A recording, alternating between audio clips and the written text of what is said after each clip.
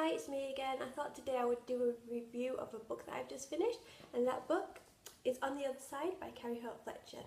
Now this is her debut novel, so I think it's good to maybe get something out there as I haven't seen many people on BookTube mentioning it. Now this novel follows a girl called Evie. You first see her and she's in a lift up to her flat. She gets to her door number 72 and she can't get in, it's locked. It turns out she's actually died and she's in Afterlife's waiting room.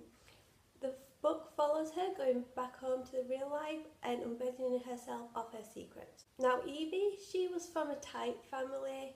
Her mother wanted to control everything she did. She wanted her to marry this guy called Jim, whose family also owns, I think it was the lawyer business that her father owned. But Evie, she wanted to go out being an illustrator, have an adventure. So her mother said, I'll give you a year, and if you become a famous illustrator in a newspaper or whatever, then you can do what you want. Now Evie, on her way home, she always heard this violin, and that violin turned out to belong to Vincent, and the story kind of follows their love blossoming.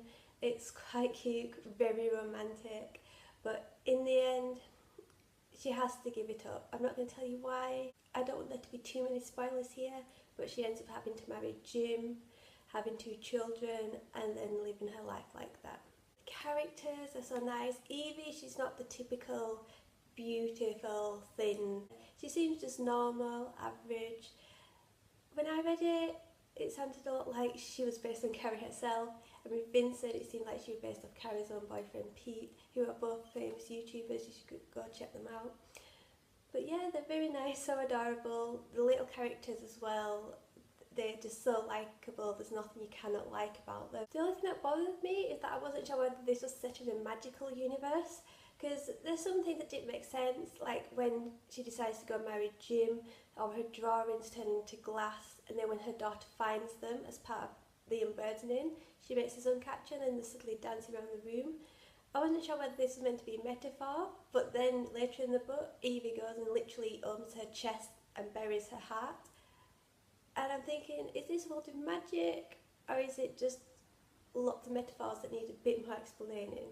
But yeah, again with the romanticising, in the book there's a bird called Little One. He passed notes from Vincent to Evie, so his wings had all gone black, and another secret was to wash the bird of all the secrets, all the messages, and let him be a dove again and go fly about. But I think again that's being highly romantic, or again magic, because why would a dove just sit there waiting for you, let you write on it? But again, it's just so sweet and adorable, and I did end up giving it 4 stars because it is really good.